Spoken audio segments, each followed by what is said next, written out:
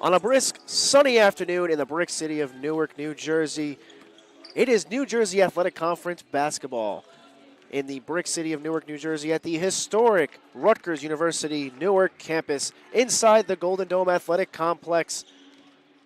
It is the visiting Montclair State Redhawks against the hosting Rutgers University Scarlet Raiders in conference divisional matchup between two teams with some history. Coming to you live from the Golden Dome, I'm Joe Scamardella alongside my partner in crime, John Heffernan, who will be joining me tableside shortly once he finishes up his conversation with the Scarlet Raiders head coach, Stacey Townsend, in just a few moments. But again, stay with us as New Jersey Athletic Conference basketball is just moments away.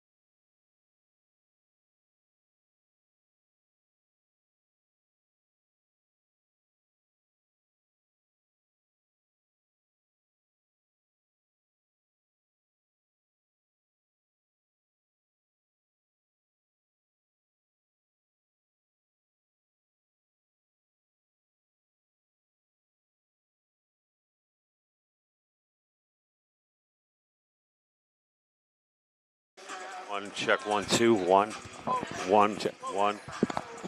Check 1, 2. Check 1. Welcome, ladies and gentlemen, to the conference matchup between at the Golden Dome. Tonight's matchup, Montclair State University Redhawks versus your Rutgers Newark Scarlet Raiders.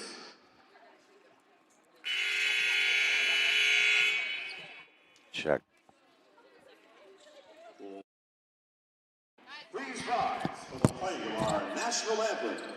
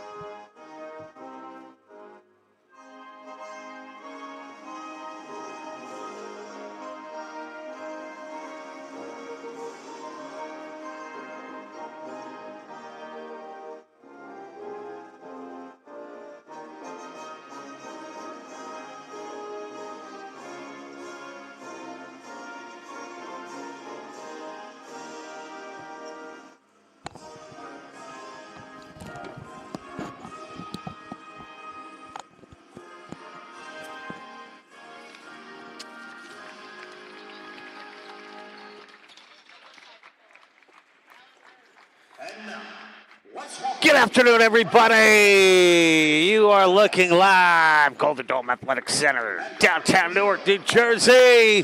What's going on, Raider Vision? It is time for our NJAC Game of the Week on this beautiful Saturday here in Newark, New Jersey. John Heffernan sitting alongside, yes, indeed, in the flesh, Joey Scamardella, everybody. Rutgers Newark student, broadcaster extraordinaire. And Joe, I am so excited for this matchup tonight. We've got a nationally ranked team visiting from Montclair, New Jersey. That would be the Redhawks of Montclair State University taking on the Scarlet Raiders. Both of these teams coming off very tough losses, very close games. Starting first with the Redhawks to my left, a very solid William Patterson team. They go down by 5 in that one.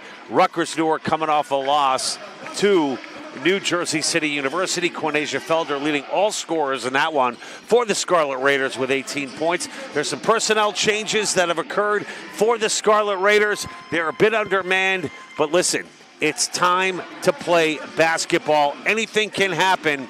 Your thoughts on today's matchup? This is an extremely important matchup, not only for Rutgers Newark, but for Montclair in two different kinds of atmospheres. First, up foremost is the loss of Abdus Salam, number 0 for Rutgers Newark, who is no longer with the team. We weren't given a reason why she wasn't with the team anymore, but it is a significant loss for the Scarlet Raiders because, again, you know how much I loved her and her athleticism as well as her defense. It was the foreground of this Rutgers success. So, again, it's going to beg the question of who's going to step up in this Rutgers defense. But again, for Montclair, they're 4-1. They're looking to keep it hot. They're coming off a tough loss at William Patterson, but they did not play terrible. They played pretty well, actually.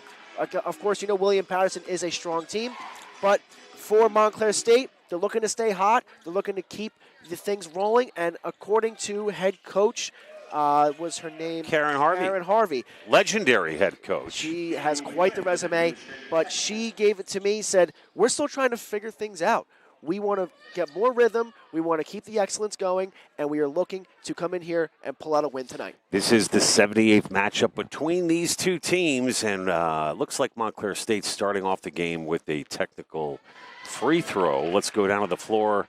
I'm not sure what the call is there, but not a good way to start things off for Rutgers Newark. Yeah, you never even want to start a game off with free throws, and this has got to be the first that I've seen in my career. And they were taken by number 0 starter, obviously, Alexis Strollo.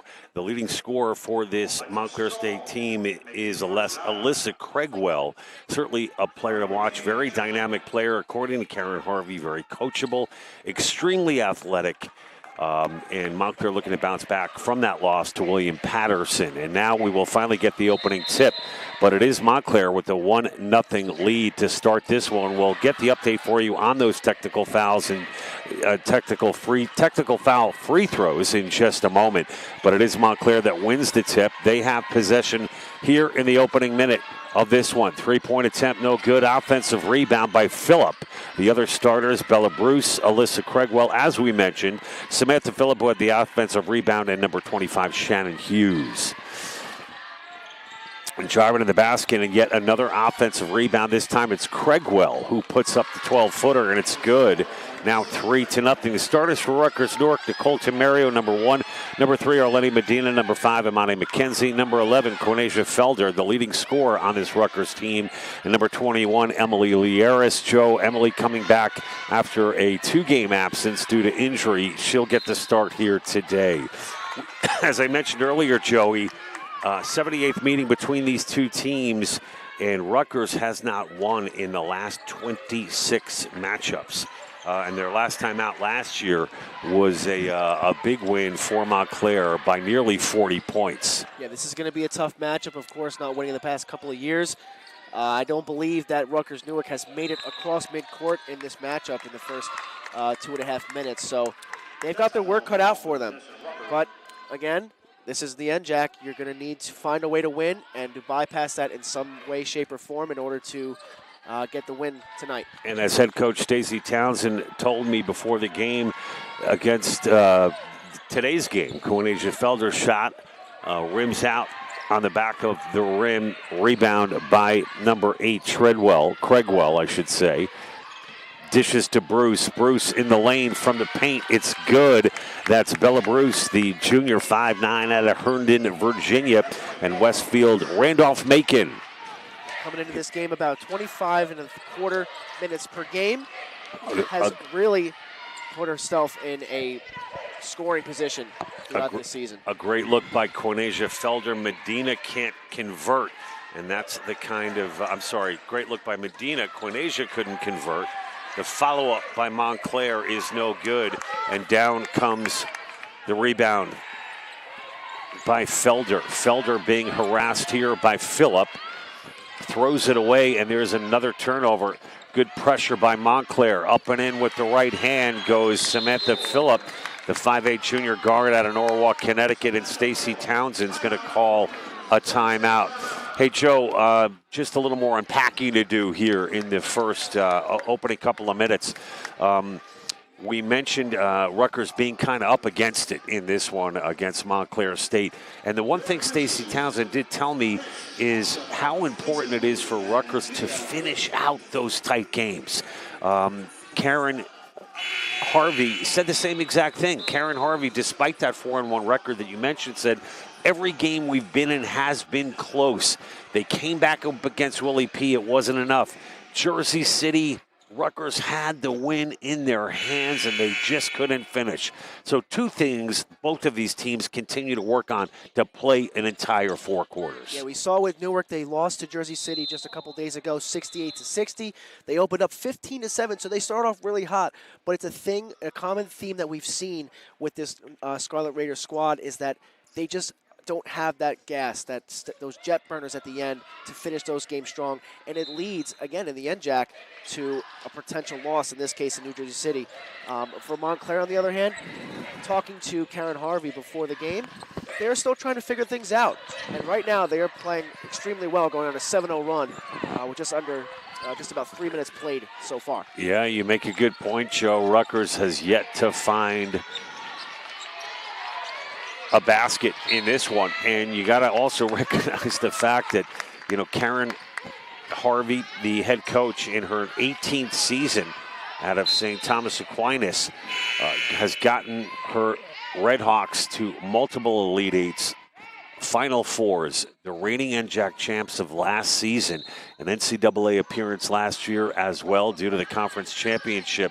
And her resume certainly speaks for itself. 7-time NJAC champs under her guidance. Sweet 16 4 times, 2 times in the Elite Eight. But you know what she told me in the beginning of the matchup, the beginning before the matchup, was that winning championships is great and all, but the thing that matters most to her is the relationships after college, during college, with the alumni and the players to help them get jobs, internships, etc. That is what sticks out most to her and really gets her going up and out of bed. Well, Karen Harvey is a consummate professional, and, that's the hope, right? I mean, you're a college athlete yourself, and, you can't make chemistry, right? No. You can try to create culture, though. Of and course. That is such an important role that the head coach of any team plays. You can talk about it all you want.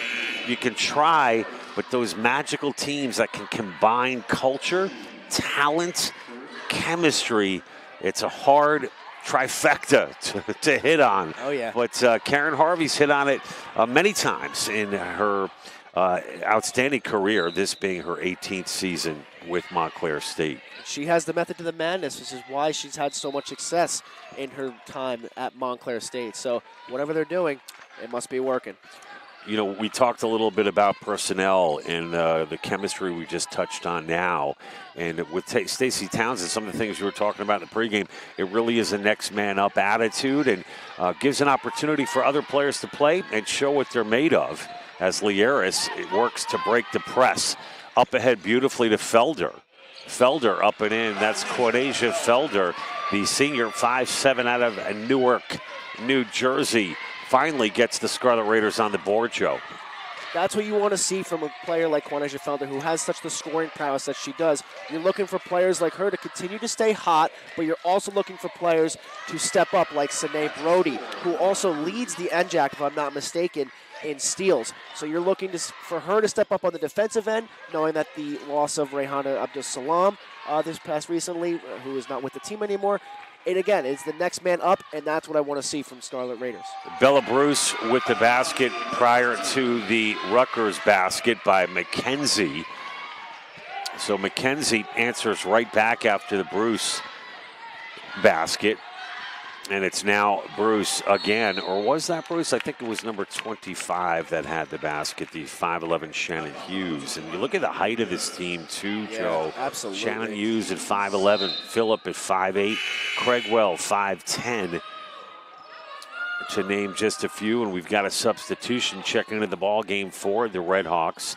Number 23, Malvina Sullivan, the senior 5'6" out of Old Bridge. And it is the aforementioned Sullivan driving with the left hand, and she's going to be fouled on the play. Lieris collects her first personal. Malvina Sullivan out of the Purple Knights of Old Bridge High School. Believe it or not, John, you want to hear a crazy fact? Not only is she a National Honor Society member, English Honor Society, and History Honor Society. Can you believe that? Talk about trifectas. And she got a state sectional title in volleyball at Old Bridge High School. So look at the color commentator bringing the goods today. I love it. It's only the job, all right? those things are so important, though. I mean, because it really paints the picture of what a student athlete is all about. And we've got 100%. Sullivan makes the first. Sullivan back on the line for the Red Hawks. Sullivan entering this game, shooting just about 60% from the stripe. Leading scorers for Montclair, as we mentioned, Craigwell at 17.5 a game, followed by Alexis Strollo averaging 15. Felder with the pull-up long range, no good. Bringing down the rebound was Phillip. Phillip's going to take it herself. Dishes to Sullivan, kicks it around the horn, and that three-point attempt is no good, but yet another offensive rebound by number 10, Samantha Phillip, and she's fouled on the play. So a good indicator there for Montclair, Joe, about their strength on the boards. They have looked good here in this first quarter. I think that yin and yang for this team is Craigwell and Strollo. They are neck and neck in regards to the statistical categories. I mean, Craigwell is just one heck of an athlete. 91 points on the year, 18.2 per game. She also leads in field goal percentage with about 50.7%, trailing nobody. Strollo's right under her, along with Bruce, making her presence known. So 3 people that I want to look out for in this game who continue to show their excellence on both ends of the floor. But again, you know what's funny about Alexis Strollo? I don't know if you've ever been down the shore, which I hope you have. Oh, come on, man. But there's a really good there's a great ice cream place called Strollo's, the Lighthouse at Strollo's. Wait, right? What town? There's a couple locations. There's one in Point Pleasant. There's one in Red Bank. But reading into her bio, what about Hoffman's? See, I'm not a crazy Hoffman. Is that Spring Lake or Seagirt? Yeah, so it's Spring Lake and it's Point Pleasant. Okay, all right. But don't you like my reference there? I do. I like your shore reference. Just trying to get some Jersey Shore cred from my guy Joey Scams. But funny story is that when I saw her last name, I was like, oh, that's crazy. I wonder if her family owns that. Little to be known, digging into her bio, she's worked at an ice cream shop down the Jersey Shore. Hey, we've got to. You should have asked her. John, I did. The best part is she said that's not related to her family. Oh, okay. I was so disappointed. You did your homework. I was so disappointed. Yeah, I believe it or not, I used to go down to the shore, Bayhead, Spring Lake, Seagirt. Back in the day, a lot more than I do today, when I was a youngster. And here we go. Rare holiday form from Joey Scams. Let's get back to the game, everybody. Sinead Brody, one of the leading scorers in that loss to Jersey City behind Quinasia Felder. Rutgers in yet another turnover. And taking it all the way, fouled on the play is Craigwell, the 5'10" sophomore forward out of Secaucus. She has quite the resume and has been playing extremely well, as she has been all season for the Red Hawks. Coming into today, about 23.6 minutes per game, averaging 1.6 assists per game, along with 6.2 boards, and, of course, 84.2% from the stripe. Looking to increase that percentage with this basket, and she does so effectively. Yeah, obviously, 84% is no joke. No, it's not. And you'll see later on, Montclair shoots real well. They shoot real good free throws, as the top free throw shooter in the men's game I believe is Gus, who we will find out later on in the broadcast. Yeah, well, I'm glad you mentioned it, Joe. Part of our doubleheader coverage today on Raider Vision. Men looking to kick things off right around 6 p.m. There you go, Jalen Alston with the strong rebound. And she put it up off the glass and in. Jalen Alston with her first basket of the ball game. And Montclair State now in the near side to the corner. Alston turns away the Red Hawk player. It's now Phillip with the left hand against Felder, and it's going to be a jump ball. Excellent defense by Cornesia Felder with 3:52 remaining in this first quarter, 16-6 in favor of Montclair State. Now checking into the ball game is Madison Marcotte, the 5'3" sophomore guard out of Middletown, New Jersey. Is it mid-north or mid-south? I know there's one of each on Montclair. Let's see. I have it here somewhere. There it is. It's mid-north. I knew it was one of the two. Look at those notes, Joe. Impressive. Yeah, physical education major, all division in high school, honor roll in every marking period in high school for Madison Marcotte. Just a great example. Another great example of what these kids are doing in the classroom and on the court right now. It's Tamario who has that swatted away. And it's going to be possession to Montclair. Last touch by Rutgers, 16-6. 3:29 remaining in this first quarter. Marcotte just into the ball game. It gives it up. And now Sully looks for Marcotte back door. Marcotte bobbled it momentarily off the glass. No good. And scrambling for that rebound was McKenzie. And good hustle by McKenzie as Samantha Phillip collects the foul for Montclair. But here come the Scarlet Raiders. And that pass is intercepted. Great anticipation by number 8, Craigwell, who gets the shot off. And it's going to be an offensive foul, I believe, called against Montclair, Joe. I think that was called on, yeah, you're right. That was for a charge. So Craigwell guilty of the charge. And that is one of the things that head coach of Montclair, I keep forgetting her name. Harvey, right? Yes, Karen Harvey. It's such a simple name and a great one. But anyways, one of the things that the coach let me know before this matchup is that Craigwell has to stay out of foul trouble. She mentioned that to me as well. With as talented as she is and how important she is to this Montclair State squad, if Craigwell can stay out of foul trouble, they'll have an easier chance to win this game. But without that and getting into foul trouble, it's going to be quite difficult. Montclair threw that ball away. A turnover for the Red Hawks gives the Scarlet Raiders the rock. And here comes number 5, McKenzie, running the point. McKenzie right to left. With the left hand, she drives the lane. That shot no good. Felder with the strong offensive rebound. Shot no good. And here comes Montclair. Excellent ball movement.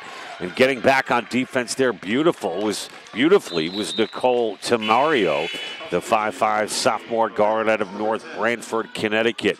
Returning is Samantha Phillip for the Red Hawks. Taking a seat, Malvina Sullivan.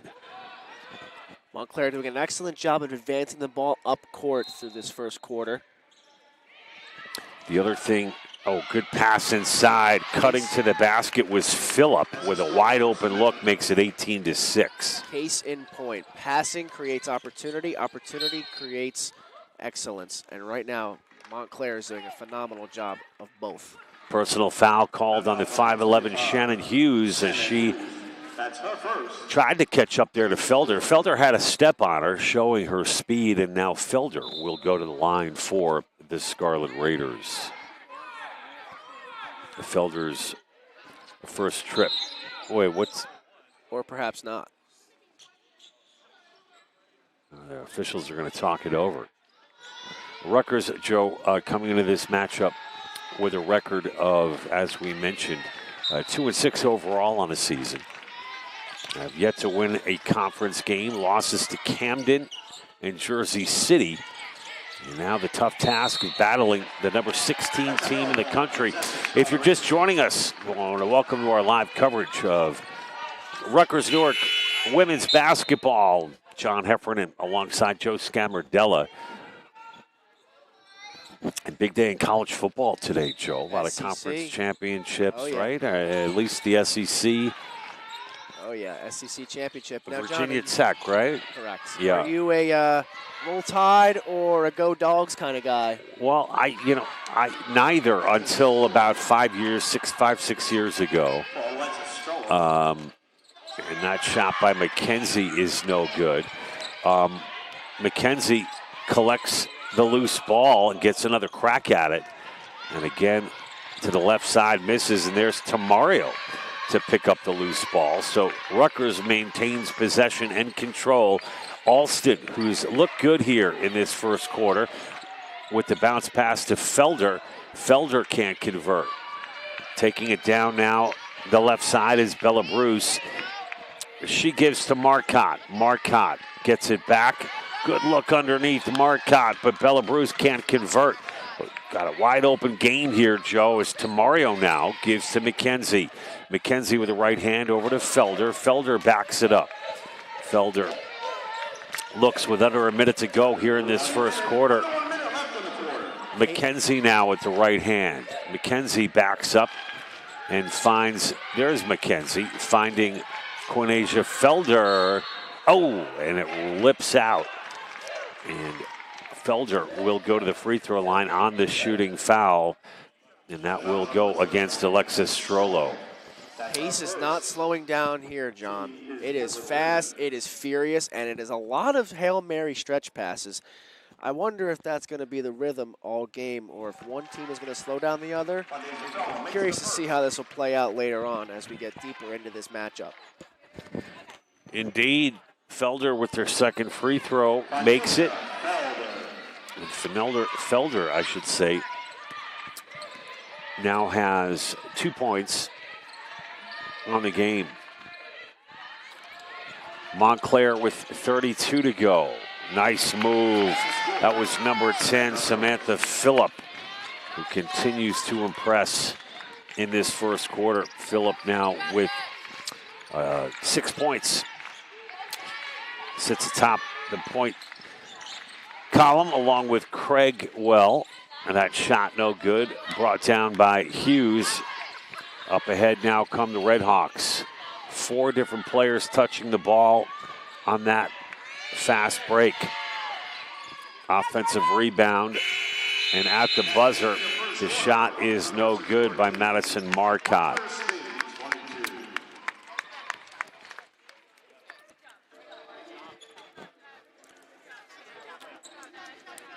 And welcome back, everybody. Link scores after 1. 8 points for Samantha Phillip, 4 Montclair State, 6 for Craigwell, 4 for Bella Bruce, and 3 points for Strollo, along with a point for Sullivan. And for Rutgers Newark, leading scorers after 1, 4 points for Felder, 2 apiece for McKenzie and Jalen Alston. Joe, kind of what we expected from this high-energy, fast-playing Montclair State team. They lead at 22-8. Yeah, this is getting real late, real quick, and I think that if Rutgers has any chance to find themselves in this matchup, they need to adapt quickly, and they need to find a way to expose this quick, athletic, and sharp Montclair offense. We saw that Alexis Strollo leading the way, along with Craigwell, who again continues to shine in this season. But for Rutgers to have any kind of chance, they're going to need to find a way to disrupt this Montclair offense, because it's fast and it's furious like we saw, but it's only going to get worse in their end. Karen Harvey also told me, Joe, I find this ironic. She says, you know, John, we as a team have not clicked yet. Yes, this is an opportunity for a rebound game after a loss to William Patterson, but she says we're still looking for rhythm. William Patterson is a very, very good team this year, but Karen says we haven't found who we are yet.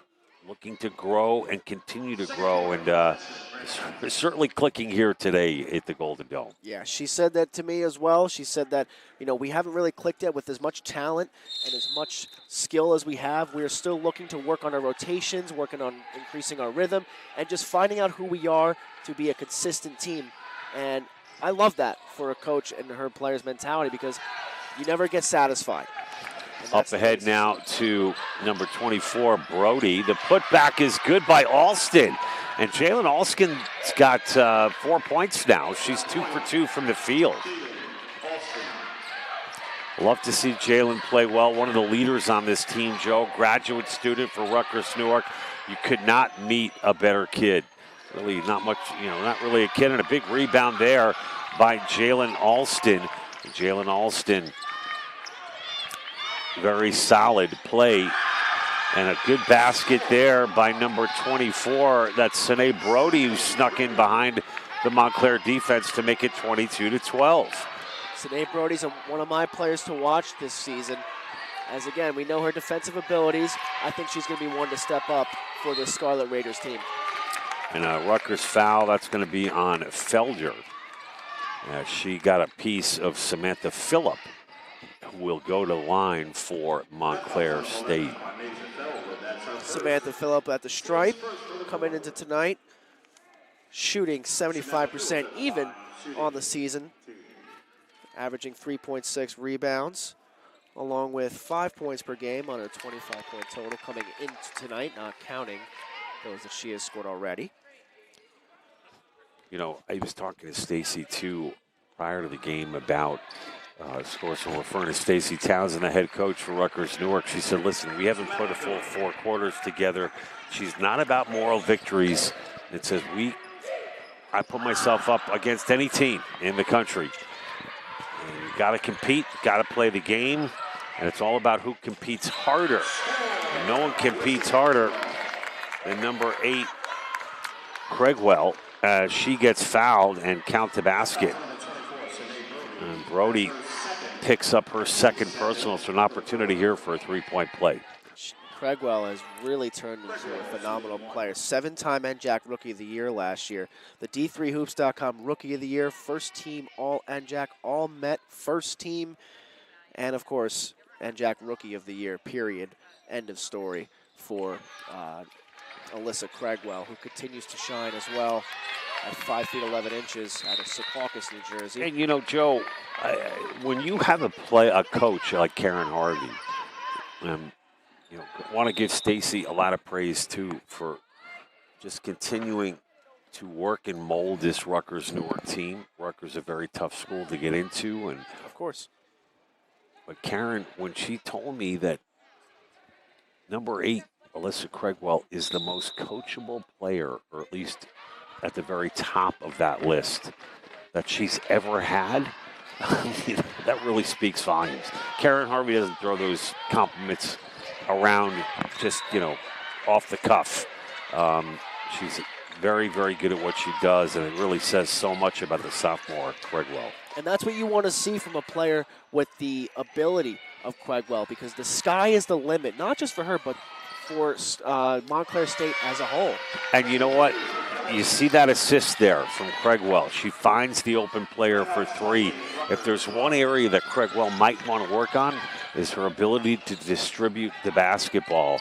And that was another thing Karen Harvey said that she wants Alyssa to continue to work on.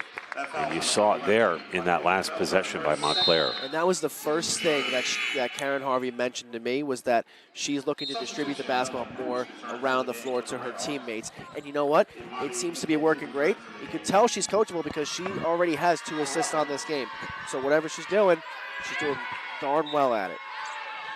Indeed, she is, as Craigwell with the assist on that last Montclair possession. Montclair back at it again, kicking it out for another 3-point attempt. It's no good. A rebound, McKenzie. McKenzie's going to take it herself, gains midcourt. McKenzie with the right hand finds Medina. Medina with a little shake and bake. Turnaround. Medina off the glass and in. What a move by the boogie down Bronx native, Arlene Medina, doing a little boogie down of her own on a highlight reel basket from Medina. That was a gorgeous play. And Arlene Medina last year had real excellent points of the season, and she has that ability to not just lead this Rutgers team, but I think she's going to step up again and really do well for the Scarlet Raiders. Absolutely great move there by Strollo, the Nutley, New Jersey product, a graduate of Paramus Catholic High School. Makes it 30-14 to Mario now to Medina. Medina with the left hand. Medina waits, hands it off to Felder. Felder now moving right to left. Felder to Tamario, who's being guarded by Phillip. And good defense there by Phillip as Tamario's off the mark. And back comes Montclair, long-range bomb. And nothing but air on that one from Bella Bruce. But, you know, Joe, up 30-14, you can take those threes. You can take a little more chances, but you don't want to get too crazy. Opportunity for this Montclair State team to continue to work on its offensive schemes. And we've seen the high-paced, we've seen the slow-down game, we've seen the press from Montclair, we've seen a little bit of everything. Right, they have a little bit of insurance, but again, you don't want to become too reliant and too crazy on taking these chances. You want to work on things still. But again, it is the New Jersey Athletic Conference. Any team can bite you in the behind at any point. So Felder with the basket there, and on the other end, it's Strollo who scores. She's fouled on the play, Joe, and another opportunity for a three-point play. And that pace in transition has been really fun to watch, especially from Montclair today, as they really have a strong transition game, a lot of giddy up. They get the ball to the other end of the floor very quickly, and it was exposed there as Strollo went to the hole, put it in, fouled on the play. One shot for Strollo, and she makes it. And that's one of the things that I did not expect from Montclair to be so eminent about, which I probably should have, but their passing has been stellar so far. Absolutely. Montclair playing a man defense here. Felder now being guarded by number 10, Phillip, and it's now Medina. Medina gets double teamed briefly. Alston now to her right finds Tamario. Tamario with the left hand back to Medina. That's just inside the arc and off the rim. And it will be gathered by Felder. Felder gives to Amani McKenzie. Over to Medina. Medina, nice move past Strollo. And what's the call here? Contact in the paint. I'm curious to see what the call is. No foul. I think Medina just kind of lost the handle. And it will go to Montclair. Interesting. I'm still trying to figure out what that opening sequence was, Joe, to start the game. You know, maybe that's going to be something I'm going to find out on the halftime show. Yeah, hopefully, if not sooner. And a basket from Marcotte gives Montclair a 35-16 lead. McKenzie over to Medina. Medina being guarded by Orlando. Isabella Orlando, the 5'10 senior out of Middletown, New Jersey, in the ball game now. In this second quarter, Lieris and Brody check it back in, replacing Tamario and Alston. It'll be Medina to inbound the ball. There's that Mid-South I was talking about before. We found the Mid-North, we found the Mid-South. Oh, yeah, that's right. Yes. I'm glad we got a Jersey guy here, everybody. Thankfully. Brody to Lieris. Three-pointer by McKenzie off the front of the rim. But Rutgers pulls down the offensive rebound by Felder. Brody off the glass, no good. And here comes Montclair. Lieris steps in front beautifully, finds the open player. Great job, Emily Lieris, as McKenzie puts it home to make it 35-18. And there's Lieris making her presence known after a two-game absence, immediately impacting the game with a takeaway and a bucket from Amani McKenzie. And Lieris is all pumped up. Very smart player out there, Joe. And we've got three different Montclair players coming in. As number 25, Hughes. Number 23, Sullivan and Craigwell back into the ball game. I mean, they come in waves, Joe. Oh, yeah. I mean, they are yin, yang, and yang as well. I mean, A very deep bench, too. the three Musketeers, and you could tell by looking at any kind of statistical category, they are in the top 3 or 4 of each category. And that just tells you all you need to know about those 3 players. Good look from Medina underneath to a wide-open Felder. Excellent play by Brody. Brody causing the turnover. Felder got it and put it in. It's now 35-20. That was a quarterback snap for that bucket. Rutgers trailing by 15. And a dagger. The long-range 3 from Alyssa Craigwell. That was straight cash from downtown. Great defense there by Craigwell. Excellent anticipation by Craigwell. Ball's on the floor, and it will be a jump ball. Hey, Joe, taking a look at the early onset of conference play, it's William Patterson sitting atop the conference at 3-0. They are undefeated, 7-0 overall. We've got a Rutgers player on the floor, but Sine Brody a little shaken up. I think she's going to be okay. She's helped to her feet by Felder and Lieris. William Patterson is making a statement here early, Joe. 3-0 in the conference, 7-0 overall, and that huge win against Montclair. Jersey City at 2-0 as this conference continues to kind of make itself known as far as the teams are concerned. Camden at 2-1, College of New Jersey 2-1. And fouled on the plate is number 20 for Montclair, Marcotte, and that's going to be Felder who will collect the personal. Rounding out the conference, Joe, sorry, it's Montclair State at 1-1, Rowan 1-1, Stockton at 1-2, Kane, Rutgers, Newark, and Ramapo round out the conference. Newark and Ramapo still looking for their first win. Wow. I mean, that is, I did not expect William Patterson to be victorious over Montclair State. Anytime you beat a ranked team, especially an NJAC team, that says a lot about your team. So that is quite interesting to see where William Patterson goes on. I can see that William Patterson might make a case for the NJAC championship game with Montclair if I'm going to make some early bets here. Well, they're certainly both strong candidates, and Marcotte, you know, I've been very impressed, Joe, with this player off the bench for Montclair today. Marcotte, very, very good, savvy player, 5'3" guard out of Middletown North. Madison Marcotte. Good look to Alston. Alston misses off the glass. And here comes Phillip. Craigwell now. Look at the speed of the ball movement here by Montclair. Craigwell with the miss. Alston, another big rebound. She's been strong on the boards today for Rutgers. Lieris can't control. Ball is still loose, finally collected by Montclair, and up the floor comes Phillip. Phillip will slow it down. Over now to the aforementioned Madison Marcotte, who takes a couple of cues from Karen Harvey.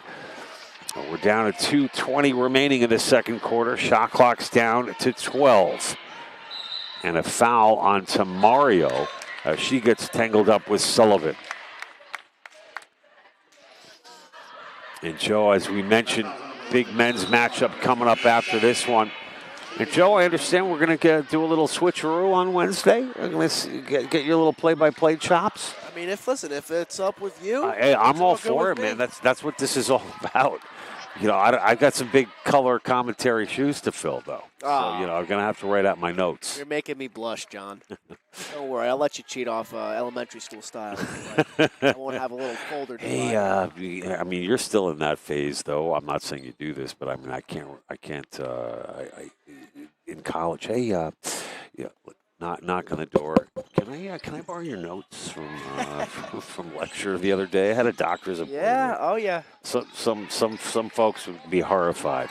Believe it or not, people are the ones that are asking me for the notes, and I still have no idea what's going on. But right, to toot my own you're asking me? Yeah, not to toot my own academic horn. I mean, it's it's been quite a frequent thing at my time at both Rutgers Camden and Rutgers Newark, where I was almost the second-hand teacher or the tutor of the class. Really? Look I'm at still you. trying to learn, but again, it's not about me, but just figured I'd offer my 2 cents. There you go. Kayla Askew Branch into the game for Rutgers. It's Medina controlling with under 2 to go. Over to Askew Branch. Kayla pivots just above the free throw line, gives to Tamario with the head fake, and the right-handed shot is off the mark. Tamario is going to be fouled on the play by Bella Bruce. That's Bella's second personal. Tamario stepping to the stripe, coming in tonight, shooting 50 from the field, just 1 and 2 from the stripe. And she misses the first. This is the first. Rutgers 9 of 36 from the field tonight, shooting 25%. Oh, boy. And they are certainly struggling in that category. Montclair right back on the attack, not taking their foot off the gas. Fast, furious offense with great ball movement, both inside and outside of the arc. And there's Marcotte with a nice dish. She's playing real well. I love the way she moves her body. I love the way her athleticism is. She knows where to go. She exposes the defense on every play. Phillip with the three-point goal, Joe. Oh, boy. And the points are beginning to pile up yet again here in the latter stages of this second quarter. Montclair up by 22 with just under a minute and a half left to go in this first half. Joe, Montclair 3 of 13 from beyond the arc. Rutgers has yet to hit a three-pointer as Medina is now at the free throw line. On the season coming into tonight, the Montclair State Redhawks sinking 30 buckets from beyond, just at 30.9%. Their opponents only 14 against them. So really? That does say something. Absolutely. Very telling.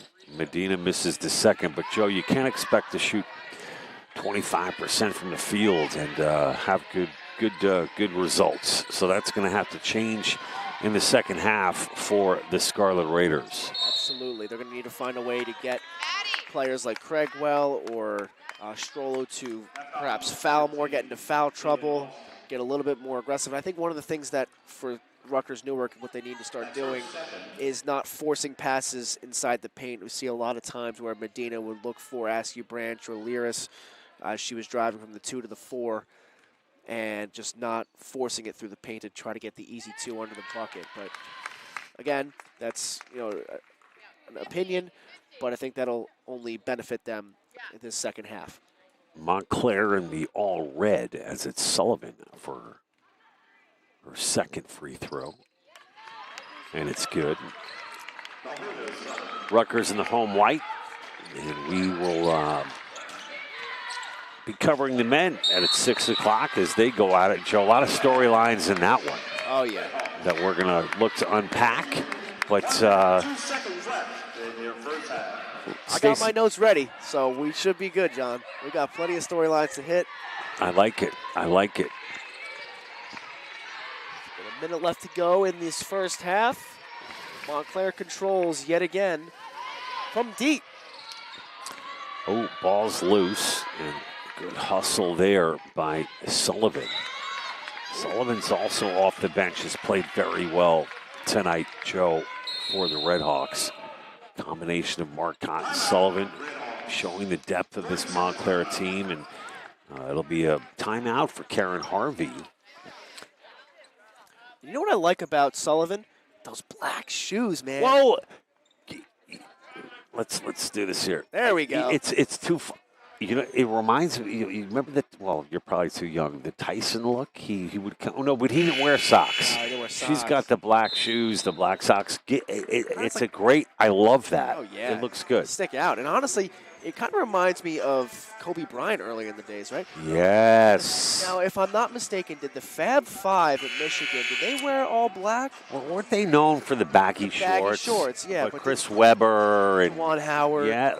Look at you going Fab Five. I like it. I like it. Yeah, did they wear all black? I forget the shoes. I know it was the baggy shorts. I can't remember if it was for the shoes as well. I think it was, but I have to do I'd have to do my research on that. So we've got 37 seconds to go. Tamario with the steal. Nicole Tamario. Great job. Nicole Tamario with the bucket. And the steal makes it 44-22. And Strollo is going to slow it down. Shot clock and game clock about a second apart.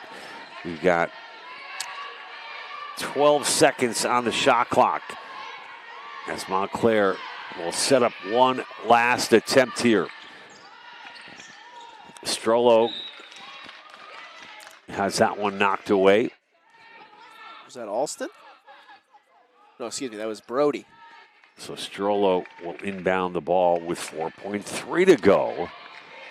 She finds Phillip. Phillip better hurry. And shot clock violation, and then the horn. Folks, at the end of two, it's 44-22. Joe, let's chop it up here, as the kids like to say, for the Red Hawks of Montclair State. Leading scorer, no surprise, as Craigwell. Actually, look at this. It's Phillip, number 10, with 15 points, and Craigwell with 11, and the official is sending Montclair back to the bench. You got to be kidding me. I think they might be adding. I think it might be less than a second. Oh, you can't be serious. That's okay. Listen, they're doing their jobs. Speaking of which, Joe, let's give a little shout out to Jason Woody, Kia Hicks, and Chris Austerhout. Our three officials, and man, they do a great job, especially here in this tough NJAC conference. Oh, yeah. And, not unlike ourselves, or I can't speak for you, but, these guys get up to the Division I level. Those officials make, I'm telling you, really good bank. Really good bank. And it's a whole different sort of animal at the D1 level, the way they call the games. Their power packs and whistles are right into the scoreboard, and it's not the way it is here. But did we go back to the game? I forget. I don't know. Attempting it. I did not know there was going to be less than a second left. We didn't miss anything. 44-22, Joe. 15 points for Phillip, 11 for Craigwell, and 10 rebounds for Phillip. So look at this, a double-double already for Phillip at the end of two quarters. And we got a lot of basketball to play, but very impressive performance by Phillip, achieving the double-double in the first half alone. For Rutgers Newark, Joe, it's Felder with 10 points. And she also contributing 7 rebounds, so 3 shy of the double-double as the Scarlet Raiders cheerleaders take the floor. Monty McKenzie with 4 points for the Scarlet Raiders. Joe, anything else you want to add before we go to break? I think that Montclair is dominating right now. It's no secret. Their offense is fast. It's great. And it's really penetrating this Newark defense that I thought a couple games ago was going to put up a good fight, but so far hasn't met the match of what the Redhawks have been able to bring to the Golden Dome tonight. But the last thing I want to see from Rutgers Newark in a way to get back at Montclair is to not force those passes both in and outside the arcs, more or less in the paint rather. But I want to see them open up and slow down, kind of just slow the basketball down, set up, get in good areas, and find good shots to take, because we saw that their speed is good. They can get off fast breaks really quick, but they don't finish. They don't, or as I like to say, they don't finish their breakfast. So when you can't finish your breakfast and you can't sink shots, and you're shooting probably a little bit less than 25% from the field, it's not going to look great in terms of winning the matchup. But again, for me, I think that it's important that they slow down a little bit. You get in good areas and focus on just sinking your shots. Absolutely. You know, you bring up a good point, though, about coaches' abilities to or having the ability to adapt. And I think if you look at this matchup between these two teams, they're very diametrically opposed to a degree as far as what the talent level is in Montclair State, the height they have, the depth they have. And if it means Stacey Townsend's got to slow things down a little bit, do what they can to maybe just sort of start to chip away. Anything can happen. We'll see what adjustments are made. But Rutgers, compared to last year, they're certainly playing a little bit better against this Montclair State team. So we'll see what happens. Hey, before we throw it to commercial, Thanksgiving, man, how did things go? Whew. I had turkey, stuffing, lots of shrimp, lots of stuffed Give me. Listen, that's great. I want a grandfather story. I want something. I want. What was going on at the table? What were you guys yelling about? Well, anything? Tell me the name of your grandfather again. Alex. Alex. And but I saw him Friday. Oh, okay. After, yeah. I'm sorry. But what's up, Alex? For me, I had Thanksgiving at my mom's house, but I think they powered through 6 bottles of red wine. And it was delicious. I can say I brought my own, and I was pretty close to finishing it. I'm a big okay. Listen, got to splurge once in a while. And anything going on for Christmas and holiday time? Just trying to finish up the semester strong. Got a couple projects to finish off, and that's really kicking my rear end. But again, we're not complaining. We're just going to get through it, get it done. And then for Christmas, it's going to be a nice dinner on Christmas Eve. I'll be working the day before, so the 23rd. Okay. And then after Christmas hits, making sure I have all my gifts set. I need to go Christmas shopping. So Macy's, here we come. But after that, I'm heading down to Florida and the Orlando area to go visit my girlfriend. Look at you. Yes. Nice. My girlfriend's watching now. Her name's Riley. So what's up, Riley? Yeah, got a good guy here, Riley. Going to visit her on December 30th. And does she live down there? Yeah, I'm trying to get down there as much as I can, and if I get a job. So there you go. Well, I'm sure Riley's going to be very excited to see Mr. Joe Scamardella. I'm John Heffernan, and it is 44-22. Montclair State with the lead over Rutgers Newark. Men's coverage starts at 6. Don't go anywhere. Second half action, or I should say third quarter action, coming up in about 10 minutes, everybody. We'll have it all for you and more coming up in 10 minutes. We'll see you then. And we'll be back after this.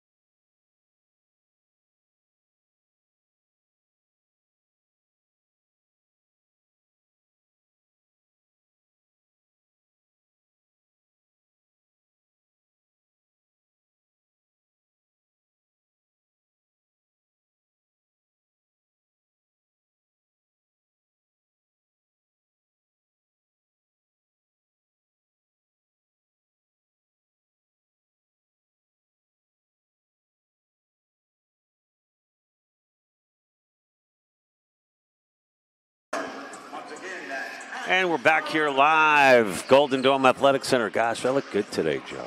Man, you look phenomenal. You know what's funny? You had 3 layers. Is it that cold out? I don't know, Joe. I don't know what I'm doing. Let's go down to the floor. Before we do that, Samantha Phillip with the double-double in that first half for Montclair. I just want to piggyback on that statistic with the following.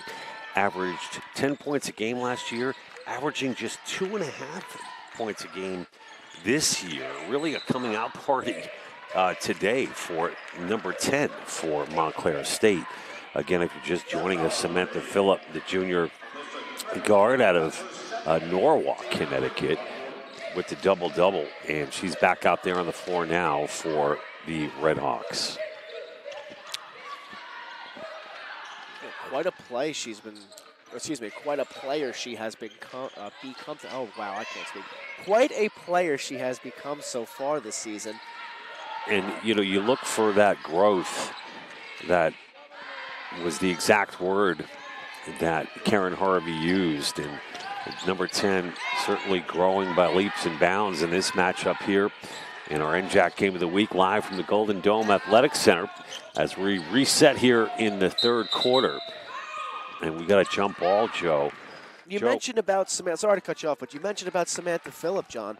You want to hear a crazy fact about her? She went to the same high school as NBA Hall of Famer Calvin Murphy. And guess what? Not only did she attend that same school, but she earned his Student Athlete Scholarship Award at that school. Look at that. Very cool. And shout out to her mom and dad, Ed and Bridget. I'm sure they're excited. She's also a 2-time All-FCIAC honorable mention. In high school, I should say, a psychology major in college. I guess that psychology education is paying off because she is playing well tonight. And it's Treadwell now from the line. Craigwell, I should say. Why do I keep saying Treadwell? As Lieris will switch places with Tamario. Mackenzie enters back in, along with Quanasia Felder. We'll see if Stacey Townsend made any adjustments at the half. And, you know, we finally did get to the bottom of that technical foul to start the game. I guess there was a lineup issue with Rutgers Newark. And that was why there was a technical foul and 2 free throws to start the game. Three-pointer is off the mark from WB. Bella Bruce, follow-up by Craigwell is no good. Loose ball. Craigwell collects just inside the half-court line. Moving from left to right is Phillip. Great keeping by Shannon Hughes. That was a stellar play. And a strong move in the paint by Bruce. The follow is good. Another offensive rebound and putback by Montclair State as they continue to dominate the boards. Yeah, they are climbing the trees and the ladders extremely well under the bucket. For their rebounds, they are 187 rebounds coming into tonight, 37.4 per game coming into tonight's matchup. So doing an extremely well job of getting second shots and making other teams pay for that. And they lead the rebounding matchup tonight, 34 to 41 to 20. So that kind of tells the tale. We got a timeout called by Rutgers Newark in the opening 2 minutes of this third quarter. 47 to 22. Montclair with the lead. It'll be a 30-second timeout, so we should get right back at it here. And I see the men's team is walking around the Golden Dome from Montclair State. How far a trip is that about, Joe? I mean, it's got to be,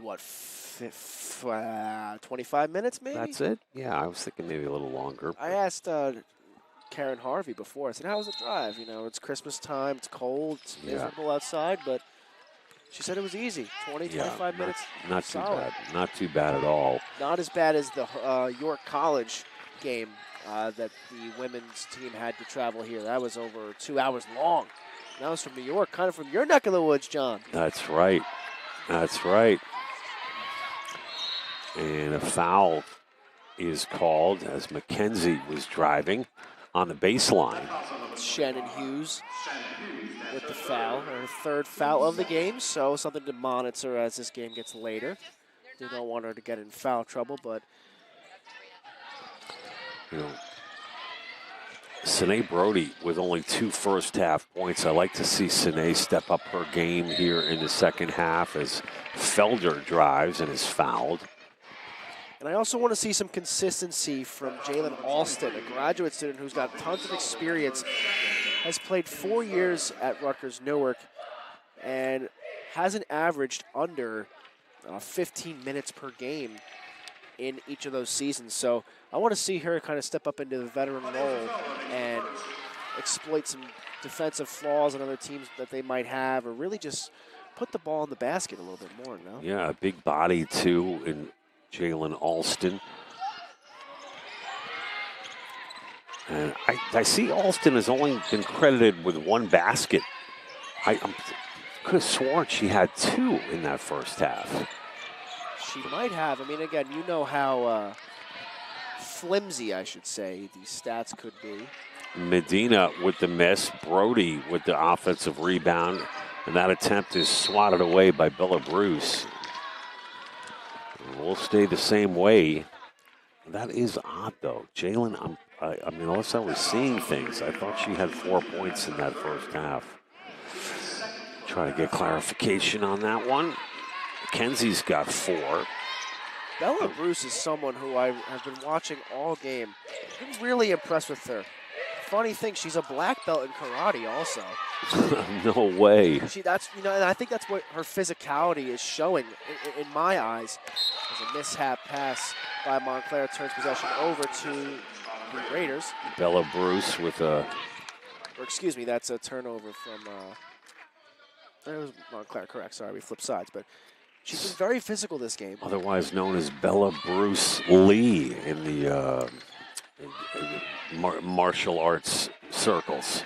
Yes, the Randolph-Macon transfer, or Randolph-Macon? Macon. Yeah. I was wrong both times. But that's down in Virginia, Randolph-Macon, I believe. Yep, transferred here, coming into this season with 25.3 advance per game. Look at Lieris up and under, no good.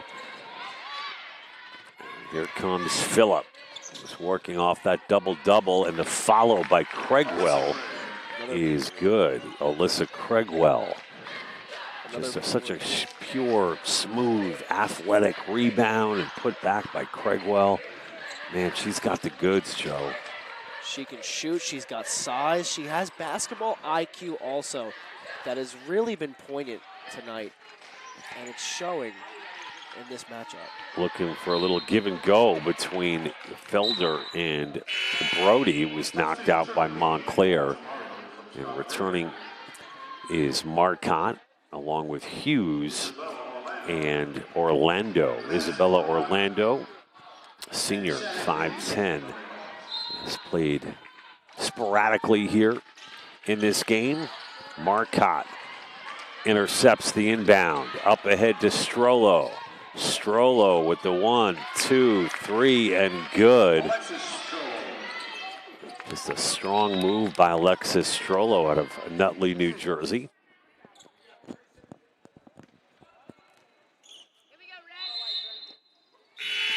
First team All-League, third team All-Conference in high school. Daughter of Linda and Joe. Coming in shooting 41% from the field, averaging 4.6 rebounds with 2.5 assists per game. Good look inside to Brody. And she has that blocked by Hughes. Up next for the Red Hawks of Montclair State, they're going to take on Ramapo next Wednesday, December 10th at 5:30 in Mahwah, New Jersey. This conference play heats up in the New Jersey Athletic Conference. Great outlet to Kayla Askew Branch. But Hughes coming back on defense. Knocks it away, but it'll remain Rutgers basketball.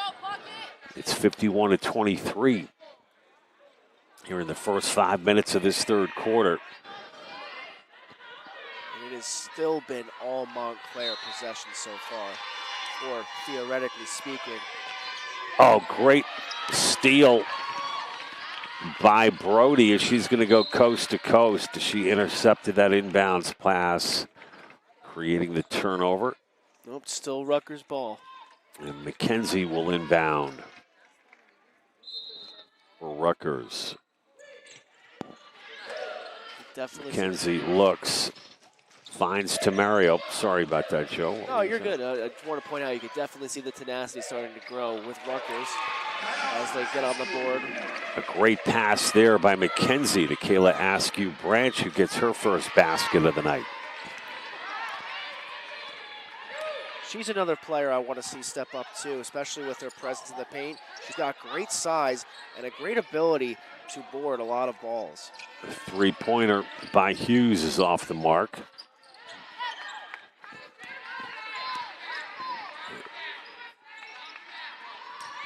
Montclair moving the ball really well around the arc. Marcotte gets called for the travel. Scarlet Raiders.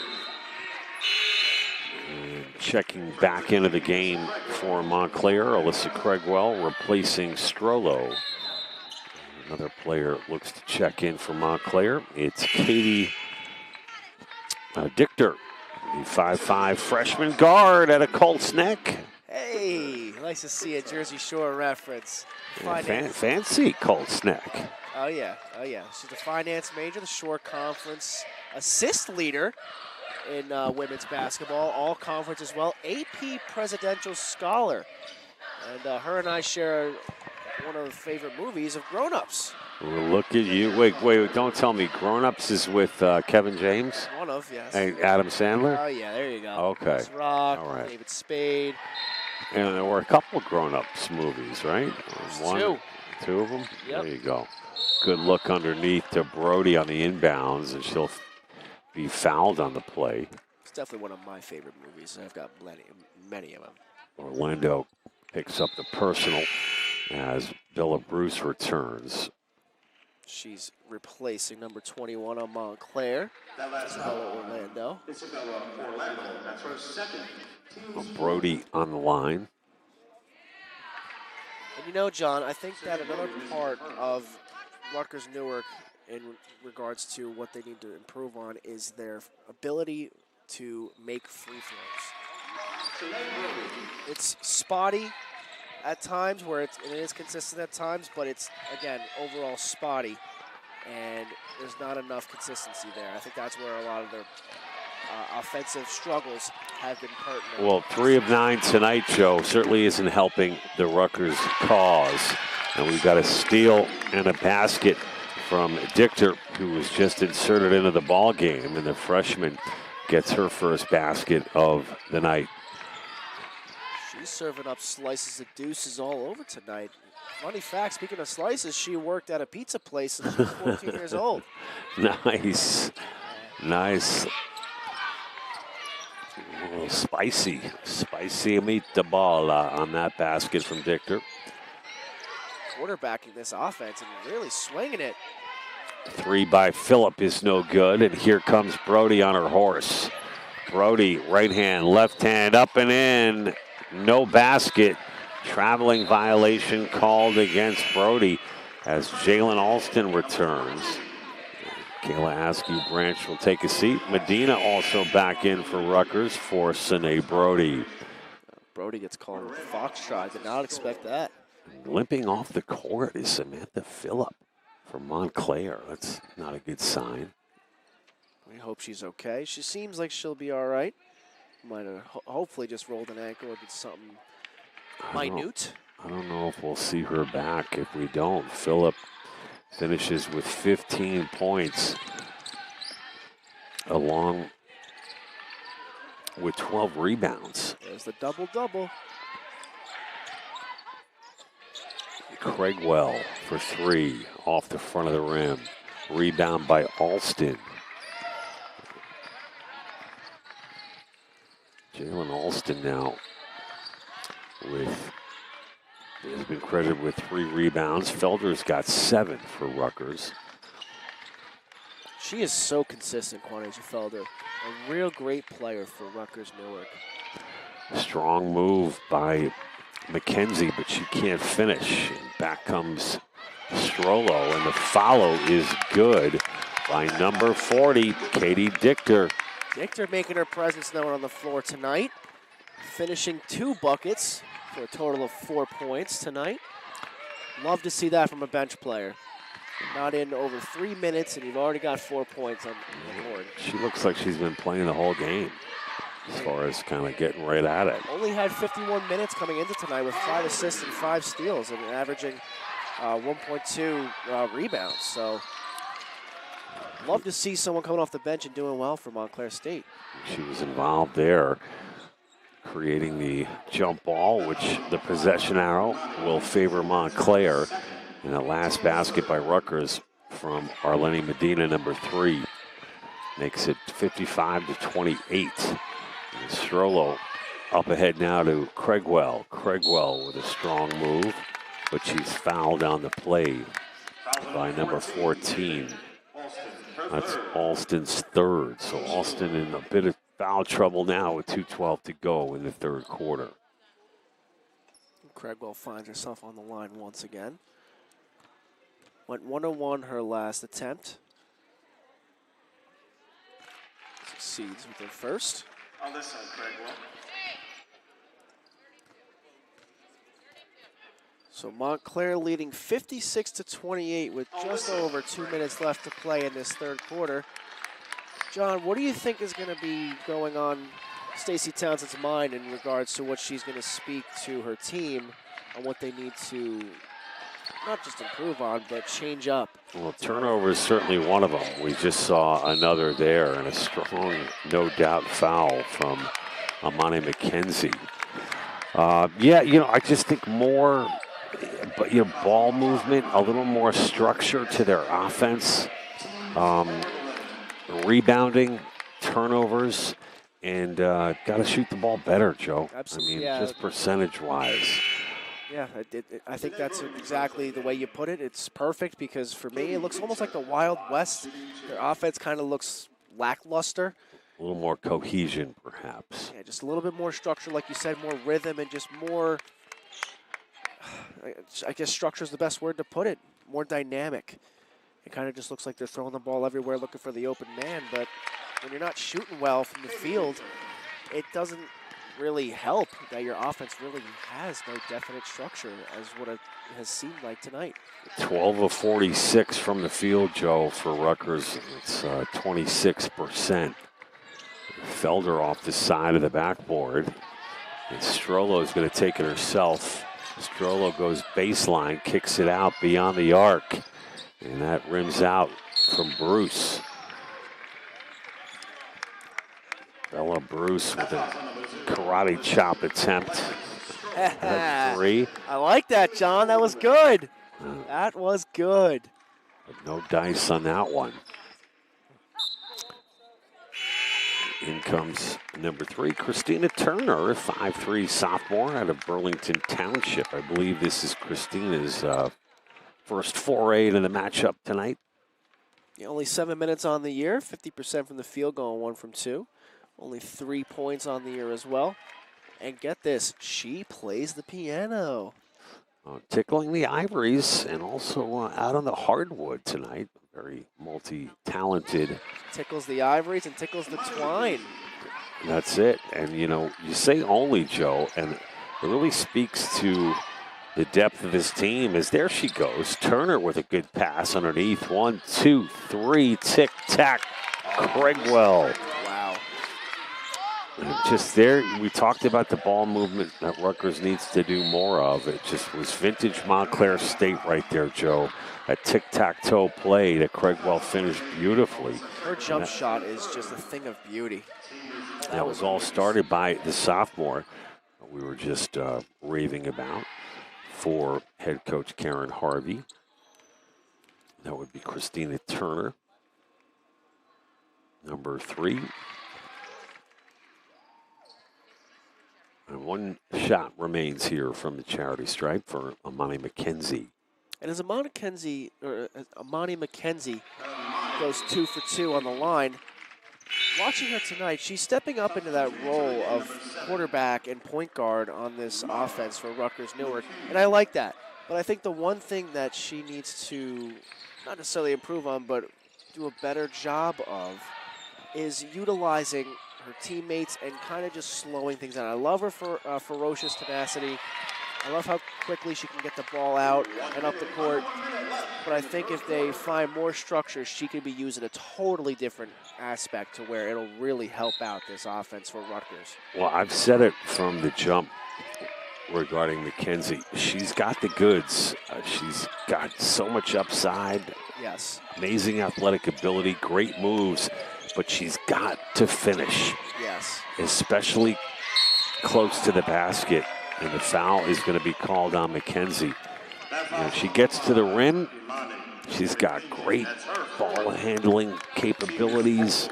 We've seen some highlight reel baskets from Mackenzie, but it's consistency, Joe, that Mackenzie needs to work on and finishing. Correct. She just stepped off for Lieris as Dichter on the line.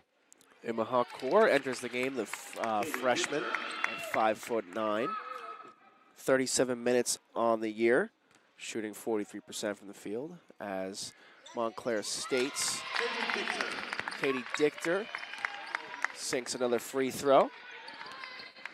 And Tamario now moving to her left, looking for the give and go as she handed off to Felder. And here comes Brody, count it.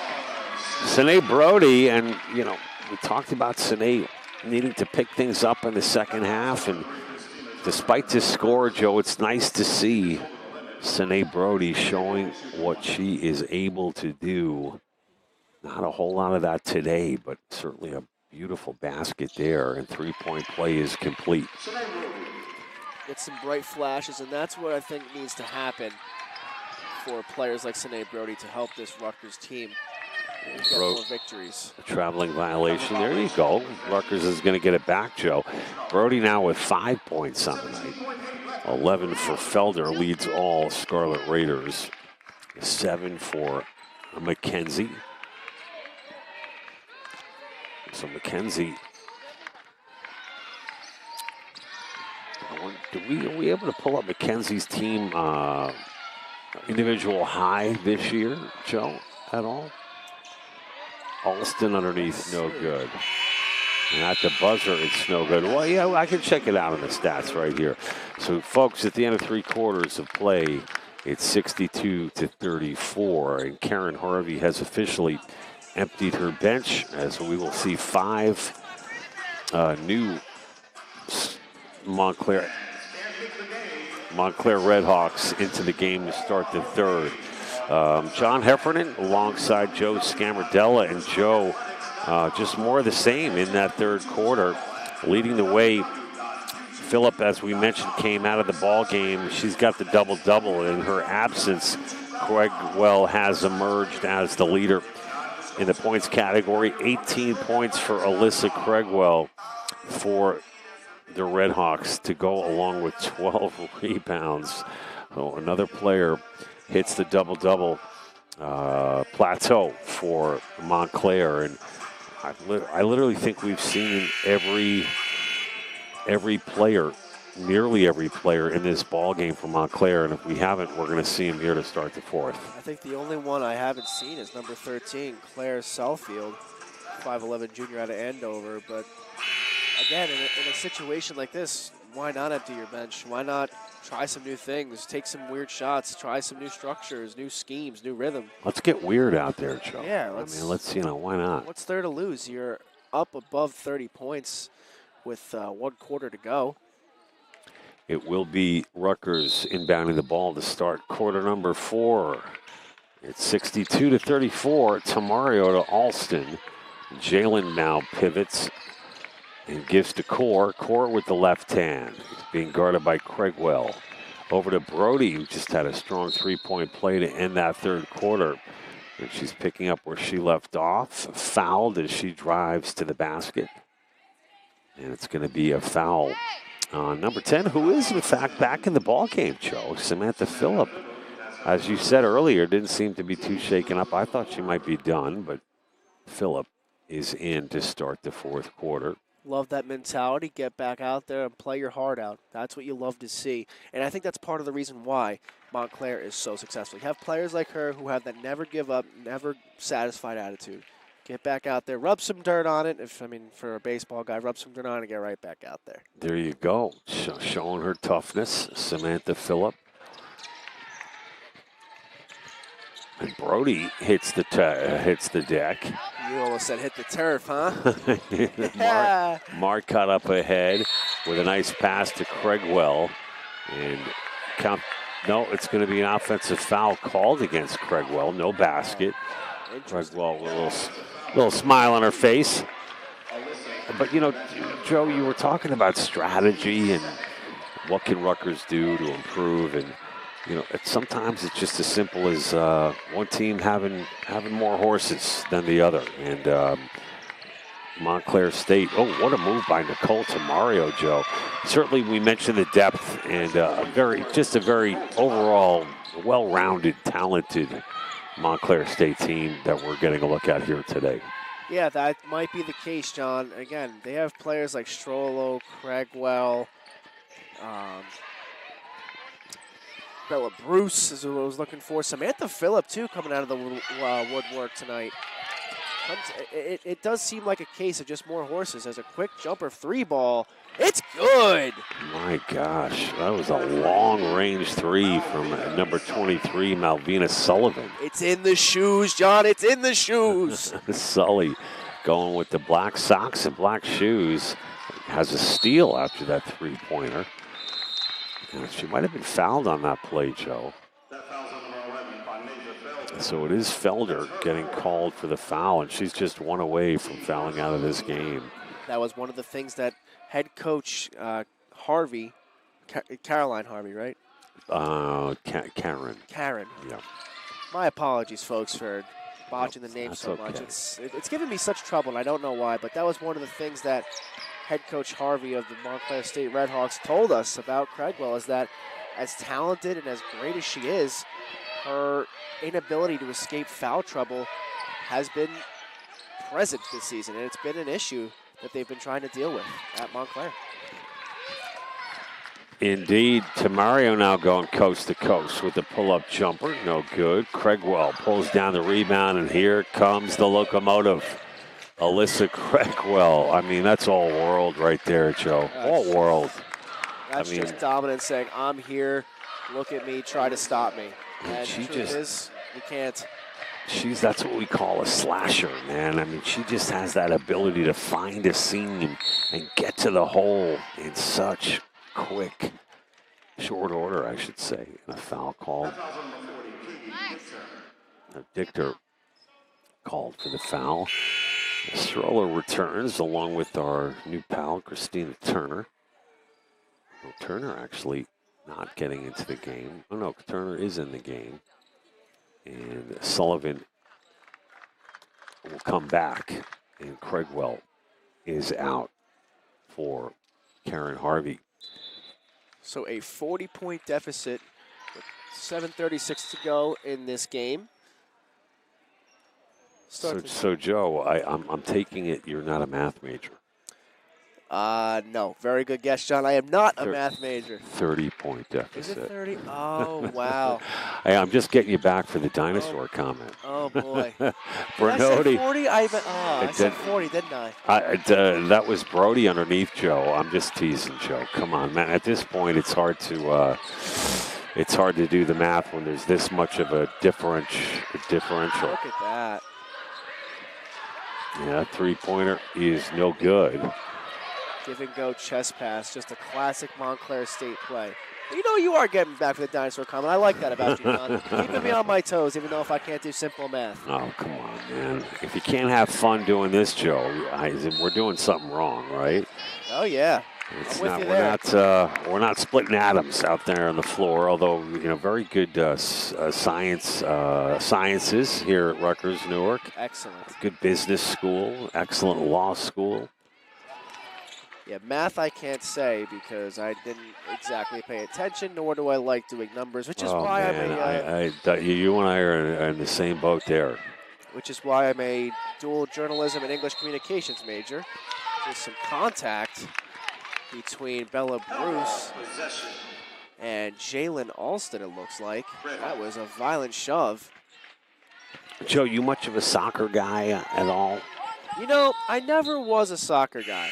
Yeah. But growing up and doing sportscasting, it's turned me in to being intrigued by soccer. And I'll tell you what, there's no better broadcasters than some of the international soccer. Oh, they're great. They're just a different cut. A cut above those guys, because it's so much part of the culture. I mean, clearly with the World Cup coming to America next summer, or this summer, I should say, it's certainly way more part of the conversation here. Absolutely. And I guess they had the draw of 48. Was it yesterday? I believe so. Yeah. It's definitely something that I've gotten into over the past couple of years doing sportscasting.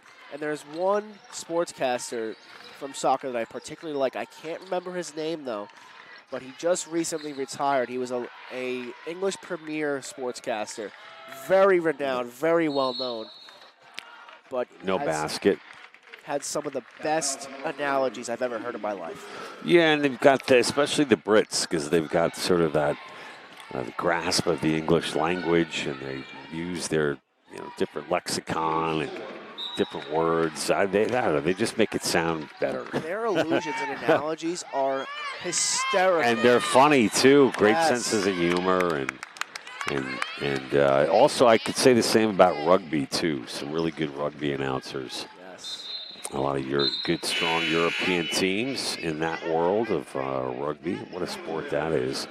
Although usually the perennial powerhouse in that sport comes out of New Zealand, the All Blacks of New Zealand, as it were. I think one of my favorite lines was saying, oh, look at that pass. A gorgeous pass by Dichter.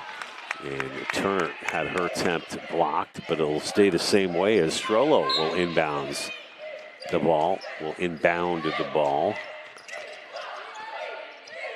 Out to Dichter. Dichter gives to Turner. It's Strollo who kicks it out. Back to Strollo. A cutting Phillip. Beautiful, Joe. I mean, that's just a gorgeous play there.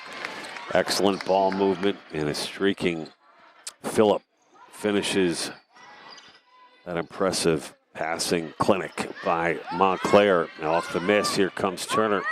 Turner with the right hand being guarded by Tim Mario. Gives to Phillip. Phillip double team briefly. Back over to Dichter.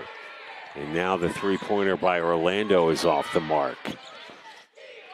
Nice pass over to Dichter from Strollo. And a foul is called on the play, and that'll go against Tamario. I found it, John. Michael Owen, excuse me, hold on. Something in my nose. Michael Owen said this quote, "It's as electrifying as a hairdryer thrown into a hot tub." I mean, who comes up with that? That is excellent. That's a guy. That's worth writing down right there. I might have to take that with copyright restrictions. I want to see McKenzie. What a statistics on Chris Newark. See what McKenzie's season high is.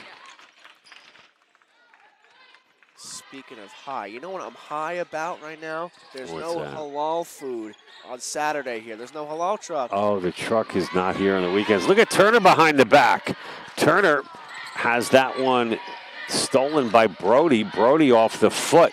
It conveniently rolls into the hands of Tamario, who's summarily fouled by number 1 for the Red Hawks. That's Selena Bucinic, another freshman for Karen Harvey.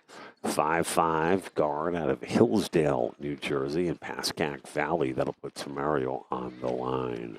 You know, the Pascack Valley High School student, it's daughter of Stephen Laurie. Second team All-State, first team All-County, and All-League in high school. Look, great find. Yeah, it's some accolades that I've always chased in my high school days that are truly impressive.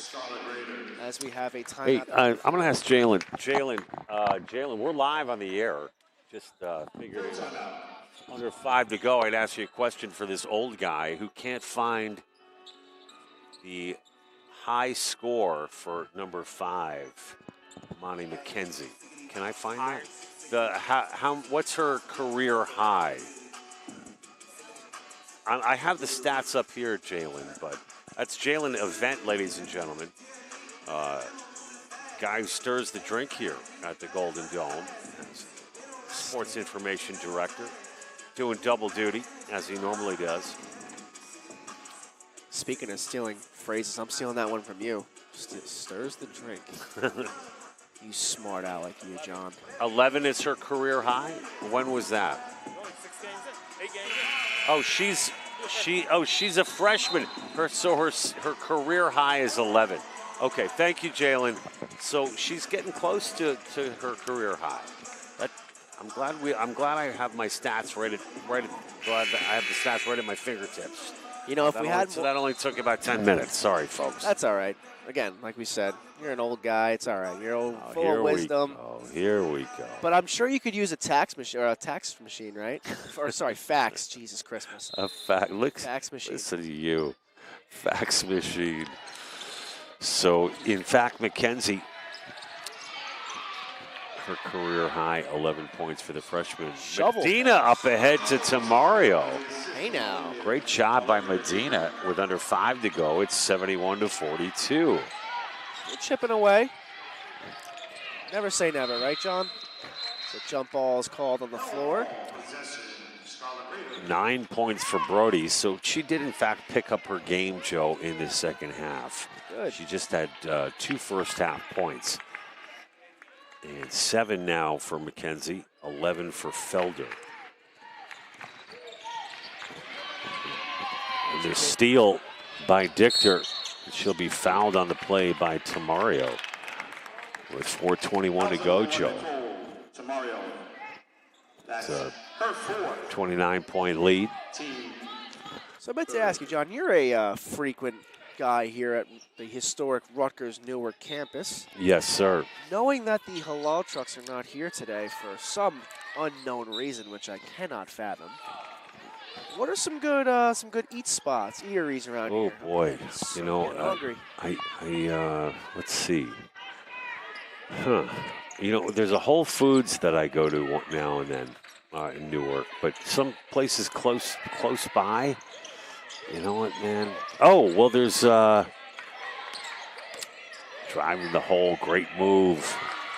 And the bucket from Strollo. Well, what's the campus, the bar that everyone goes to? Oh, McGovern's Tavern. McGovern's. They got good burgers and stuff like that. But to go, you mean not a restaurant? I mean, I guess I could sit down for a beer, but, So the Montclair State men's team, Joe, walking behind us. They're led by head coach Justin Potts in his 6th season. And they're a leading scorer for the men's team from Montclair State. I believe it's Morales, if I'm not mistaken. I think I wrote his name probably 600 times on one sheet of paper for how many offensive categories he leads in. And it is, in fact, Jacob Morales averaging nearly 26 points a game. And, folks, you're going to get a good look at Morales in about a half hour from now as our doubleheader coverage continues live here from the Golden Dome. 3:49 to go. It's been all Montclair since the opening tip. They lead at 73-42. John Heffernan alongside Joe Scamardella. It'll be Tamario that gains midcourt. And Joe, I'm looking forward to Joe Loughran's 2025-2026 version of the Scarlet Raiders, always competing. A tough loss in their last one. Dropping it to William Patterson, I believe.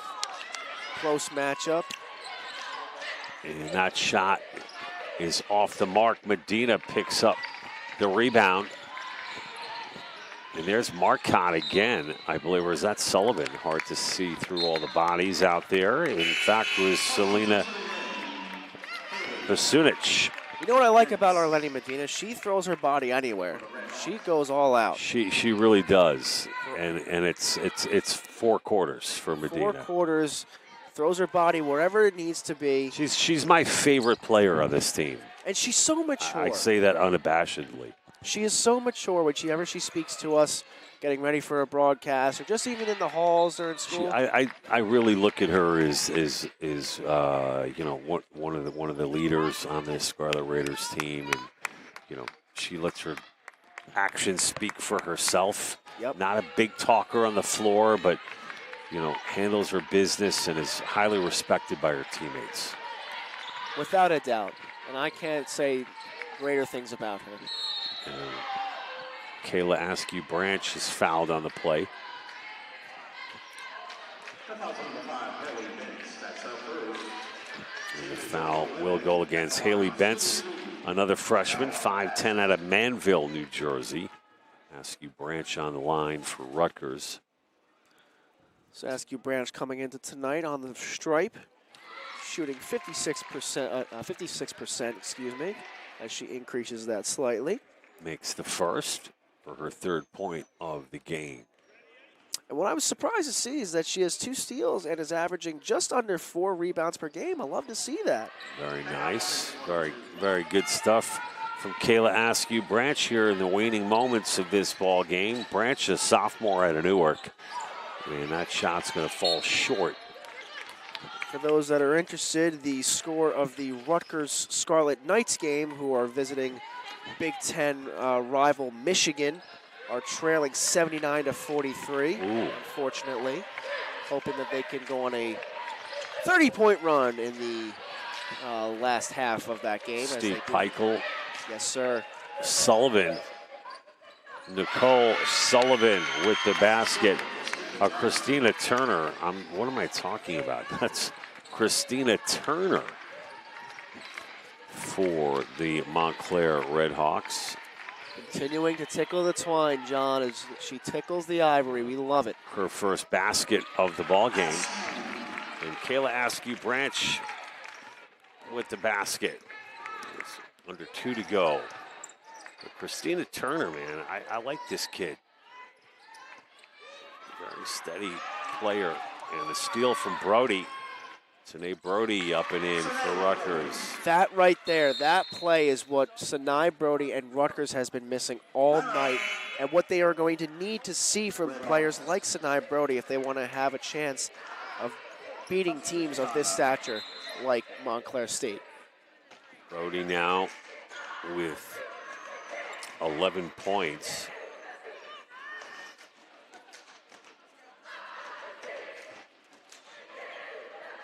Although we got this score. Oh, there we go. Okay. I'll tell you what, looking at this Montclair State men's team, they've got size for prize, John. Man.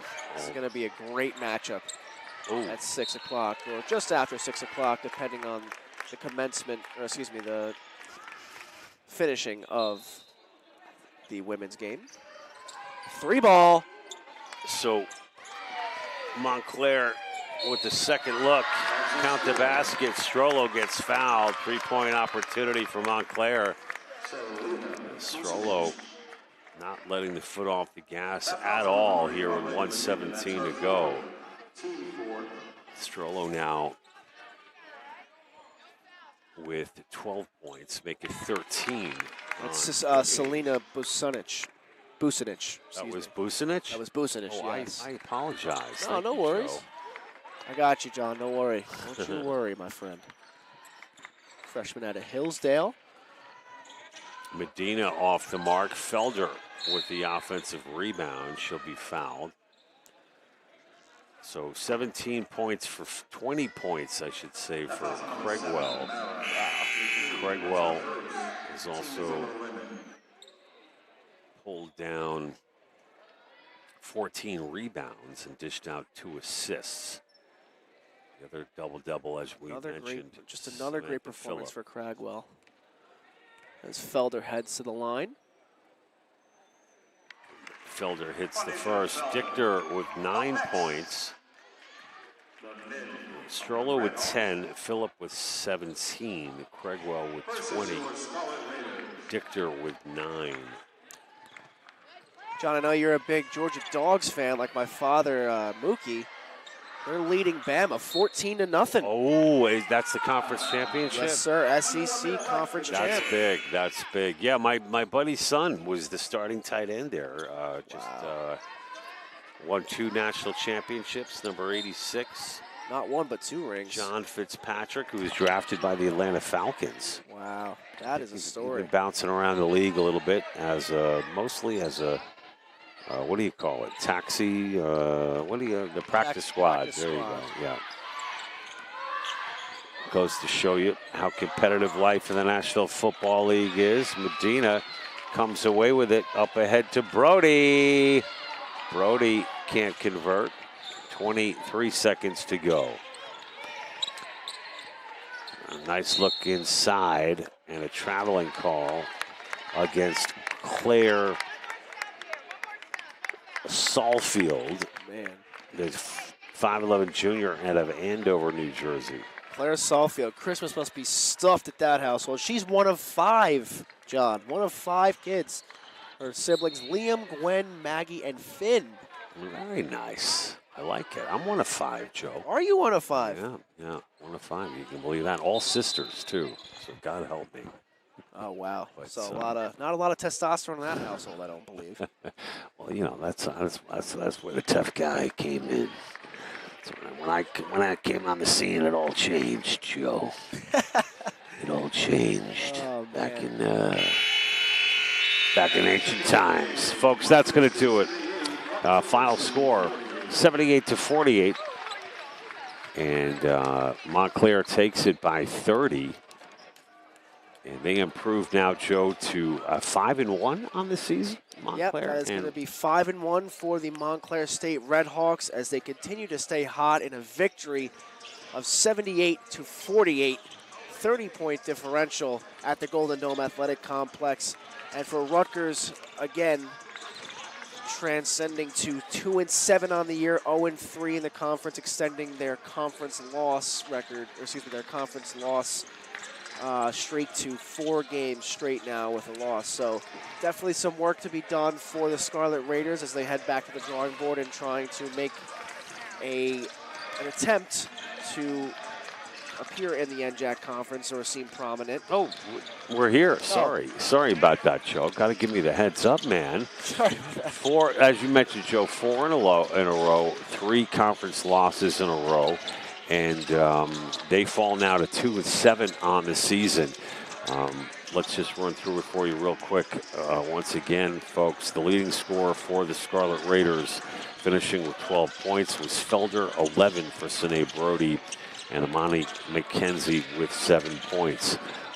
Joe, up next for Rutgers Newark, they will head to the road as they will play versus William Patterson. Oh, no, William Patterson is home, Joe. You're doing play-by-play for that game. That's Wednesday, 6 p.m., and the men will tip things off at 8 p.m. Excellent.